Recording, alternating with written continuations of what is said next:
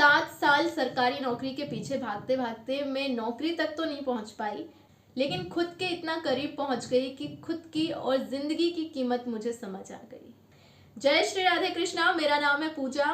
स्वागत है आपका द फेलियर सुपर पावर में। कहते हैं मेहनत का फल कभी बेकार नहीं जाता, चाहे उसका फल किसी भी रूप में क्यों ना मिले, मिलता जरूर है। आज मैं आपसे शेयर करूंगी इन 7 सालों में मैंने कौन कौन सी ऐसी स्किल्स सीखी जो मुझे कोई डिग्री, ट्रेनिंग सेंटर या टीचर नहीं सिखा सकते थे। लोगों की नज़र में भले ही ये मेरे 7 साल टाइम वेस्ट करना था, पर मेरी नज़र में ये मेरा सबसे बड़ा इन्वेस्टमेंट था जिसका रिटर्न मिलना अब शुरू हुआ है। तो चलिए मैं आपको बताती हूँ ऐसी कौन कौन सी स्किल है जो मैंने अपनी तैयारी के दौरान सीखी और कैसे वो मेरे अंदर डेवलप हुई, ये भी मैं आपको डिटेल से बताऊंगी। 7 बेस्ट स्किल मैं आपसे शेयर कर रही हूँ। पहली है रेजिलियंस, हार ना मानने की ताकत। जी हाँ, इन 7 सालों में मैंने 40 से भी ज़्यादा एग्ज़ाम दिए हैं और मैं फेल भी हुई। हर बार गिरकर भी मैंने हर बार दोबारा खड़े होने की हिम्मत दिखाई। हर बार मैं अपने लक्ष्य को और बड़ा करने में लग जाती थी। आपको पता है किंटसुगी जापान की एक कला है जिसमें टूटे हुए बर्तन या प्याले को पिघले हुए सोने से जोड़ा जाता है। मानना है कि टूटने के बाद बर्तन और भी कीमती हो गया है, उसकी मजबूती और कीमत दोनों बढ़ जाती है। हर बार के नए फेलियर ने मुझे अंदर से तोड़ दिया था। लोगों को मेरी वो दरारें दिख रही थी, पर मुझे पता था कि मैं अपने उन दरारों को अपने अनुभव के सोने से भर रही हूँ और मैं हर बार ठोकर खाकर भी दोबारा खड़ी हुई। और ऐसा मैंने 1 बार, 2 बार, 4 या 10 बार नहीं बल्कि 40 से भी ज़्यादा बार किया और धीरे धीरे करके हार ना मानने की यही बात मेरी आदत बन गई। दूसरे स्किल जो मैंने सीखी, discipline and long term focus, अनुशासन। आपको पता है किसी भी स्कूल, कॉलेज या किसी संस्था में बनाए गए नियमों का पालन करना उतना भी कठिन नहीं है, क्योंकि हमारे अंदर वो डर रहता है कि हमें इसे फॉलो करना ही पड़ेगा।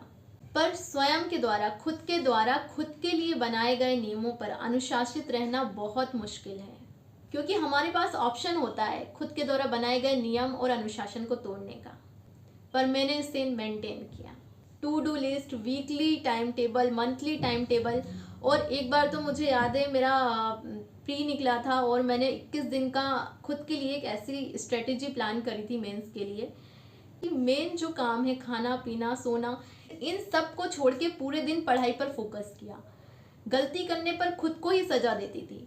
मैं सच बता रही हूँ, मैं खुद के लिए बहुत ज़्यादा स्ट्रिक्ट हो गई थी। जब तक डिसाइड किया हुआ सिलेबस ख़त्म ना कर लूँ तब तक मैं चेयर से नहीं उठती थी, फिर चाहे रोना ही क्यों ना आ जाए या वॉशरूम जाना हो। हाँ, ये सच है, पागलपन कह लो चाहे तो इसे, पर मैं सच में बहुत स्ट्रिक्ट हो गई थी खुद के लिए। मुझे याद है मैंने अपनी उम्मीद से भी ज़्यादा किया थी, मतलब वो चीज़ जो मैं खुद से एक्सपेक्ट नहीं कर सकती थी वो मैंने की।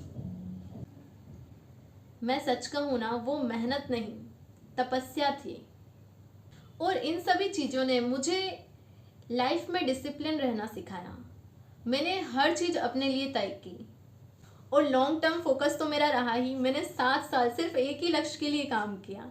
मुझे बोला गया कि कुछ और कर लो, जैसे बीएड वगैरह कर लो, और जो कि खासकर लड़कियों को बोला जाता है, पता नहीं क्यों लोगों के मन में ये बैठा हुआ है कि this is safe job for girl. खैर, अभी मैं इस पर नहीं जा रही, पर मैंने फोकस रखा, अपना लक्ष्य नहीं बदला और ये आज भी मेरी स्ट्रेंथ है। जब तक मैं साम दाम दंड भेद सब ना अपना लूँ, मैं उस काम को नहीं छोड़ती, क्योंकि मेरा मानना है कि जब कोई काम हम अपने हाथ में लेते हैं और उसमें हमने अपना 100% नहीं दिया तो हम कैसे कह सकते हैं कि वो काम हमसे नहीं हुआ।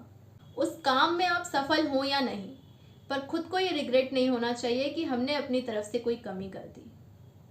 हमने उस काम में पूरी कोशिश की, ये आपको संतुष्टि होनी चाहिए। तीसरी बड़ी स्किल है पेशेंस, धैर्य।